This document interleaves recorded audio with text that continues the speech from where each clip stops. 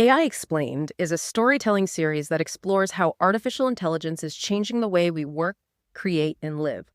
From tools that transcribe our conversations to models that reshape our industries, we break down complex technology into accessible, engaging formats, articles, videos, podcasts, and interactive explainers. And today, we're looking into something you might be using every day, maybe without even talking much about it. It's this kind of quiet revolution of voice AI in the workplace. That's a great way to put it, quiet revolution, because, we hear a lot about AI for images or text generation, Yeah. right? But voice, it's just becoming this almost invisible layer across so many industries now. Invisible, yeah. So it's not just like a flashy gadget. It's actually embedded in how things get done. Exactly. It's changing meetings, customer service, even really critical stuff like healthcare documentation. It's a pretty big shift, and maybe one that's easy to miss day to day. Okay, so let's unpack that. Where are we seeing the biggest impact first? Productivity seems like a major one. We're seeing tools like Microsoft Copilot, Otter.ai popping up everywhere. Definitely. And there was that UK government study you mentioned looking into civil servants. Right. What did that find exactly? Well, it's pretty interesting. They found that using AI tools for, basic admin tasks saved them about 26 minutes each day. 26 minutes. Doesn't sound huge initially, but I guess that adds up. Oh, it really does. If you figure that out over a year, it's something like 2 full work weeks saved per person. 2 weeks. Wow. So what are people doing with that saved time? Is it just less work? Not necessarily less work, but different work. It frees them up from the more tedious stuff like typing up meeting notes or summaries. The voice AI can handle the transcription. It can pull out key points, act as a kind of virtual assistant in the meeting. Right. So no more designated note taker who can't really participate. Exactly. Everyone could be more present, more engaged in the actual conversation. And some of these tools like Otter, they're getting more interactive, aren't they? Like you can talk to the AI during the meeting. Yeah, that's the shift towards what they call agentic AI. You can give it voice commands on the fly, summarize this, capture that action item without messing with menus. Much easier. Makes sense. But doesn't all this listening raise some red flags? Absolutely. That's the other side of the coin. You've got privacy concerns, consent issues, even worries about surveillance creeping in. Knowing you're being recorded and summarized by that must change how people talk, especially if you're working remotely or in hybrid setups. For sure. People are becoming more conscious, maybe a bit more guarded, knowing their words are being captured. It kind of creates this need for a new etiquette, digital meeting etiquette. Interesting. We'll have to see how that develops. But first, a quick casting call for our sponsor and partner of AI Explained this month, Plaude AI, the #1 AI note taker that does exactly what you'd imagine an AI assistant can do in 2025. Do you use voice AI in your daily work? Are you a journalist, doctor, lawyer, educator, or creator doing something smart with your voice?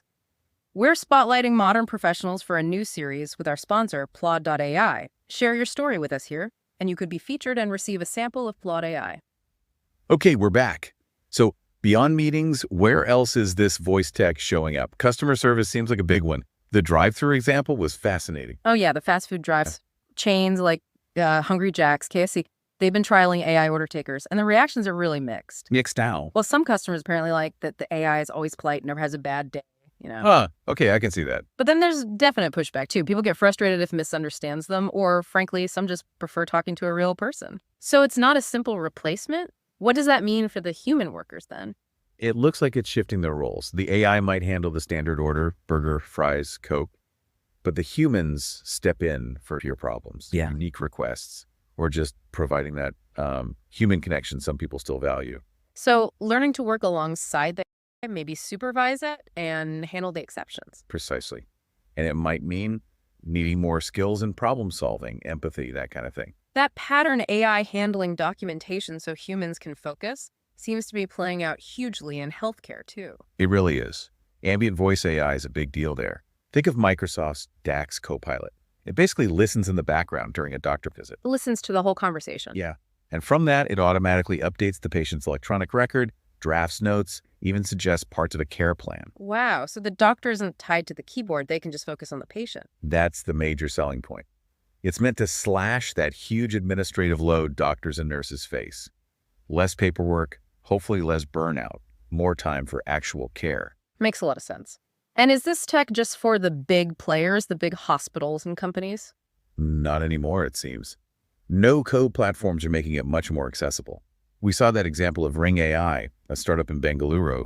They offer multiple voice agents, Arabic, Spanish, you name it. So smaller businesses anywhere in the world can start using this. Right. It levels the playing field. Like that quote from Gev Balyan said, startups can get an always-on assistant at enterprise scale, but without the huge enterprise cost. Okay, so bringing this all together, what's the takeaway for you listening right now? Well, it's pretty clear voice AI is becoming a bigger part of the workday, whether you notice it or not.